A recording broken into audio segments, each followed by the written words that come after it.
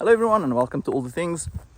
Today's video is going to be a lot different to anything that I've ever done before on the channel, because we are on the family farm somewhere in the northwest, and today I'm going to be attempting at least to hunt a Blesbuck.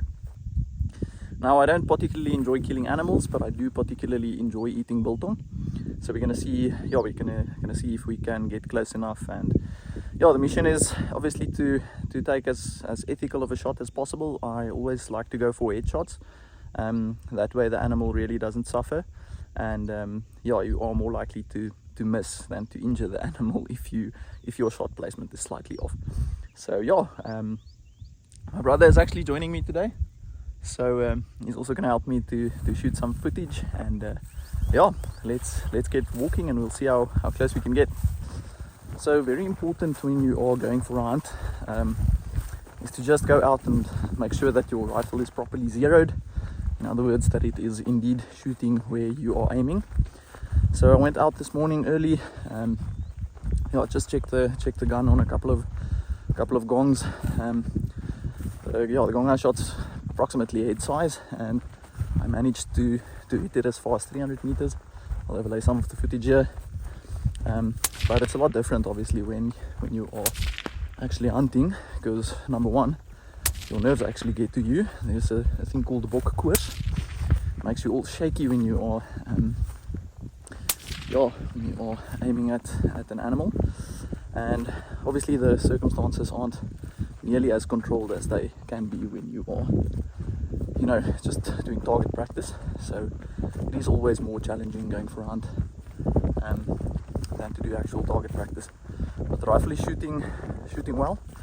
Now it's just me that needs to do the work.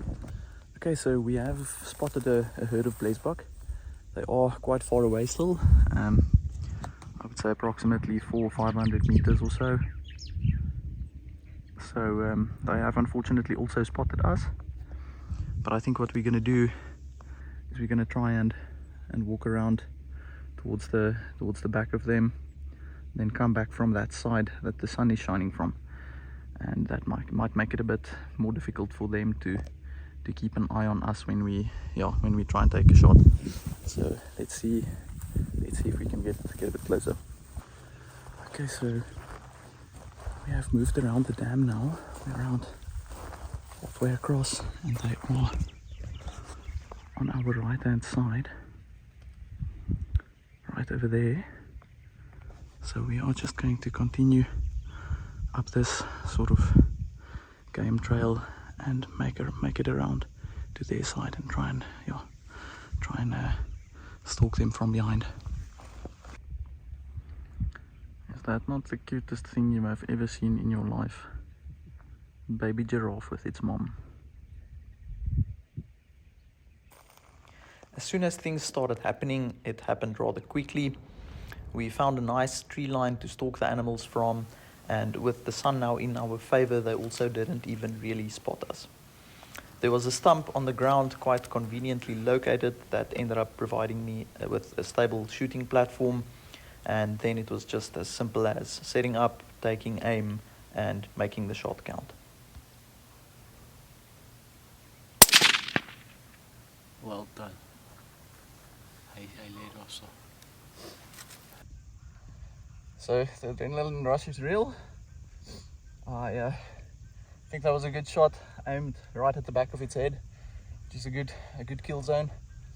So let's approach the animal and we'll have a look. But he went straight down. I could see him through the scope. So I think that was quite a success. Okay, so I'm super happy to have taken down the animal successfully. You can clearly see where the bullet went in. You could also see from the ears that the bullet did impact the brain. So the animal died instantly. There was no suffering, and I'm just happy to have pulled it off. My gun also performed flawlessly. The shot was about, I'd say, just over 200 meters away, which is on the upper end of the capabilities of the little 222 Remington. But I'm just glad it worked out well, and that it was a successful hunt. Hunting is unfortunately something that frequently gets misunderstood. It is not simply about killing an animal. It is an adventure, it is a challenge, but it's also a massive responsibility that you bear towards the animal to take it down ethically. In this case, it was also extra special. I got to share the experience with my brother on a family farm that we used to visit quite often when I was younger. Hij is aan die rol hoor. The rifle I used also belonged to my late grandfather, who I never had the privilege of knowing. It is the only physical object that connects me to him, and it is to this day one of my most prized possessions. Thank you so much for watching this video. That is all from me for today, and I will see you in the next one.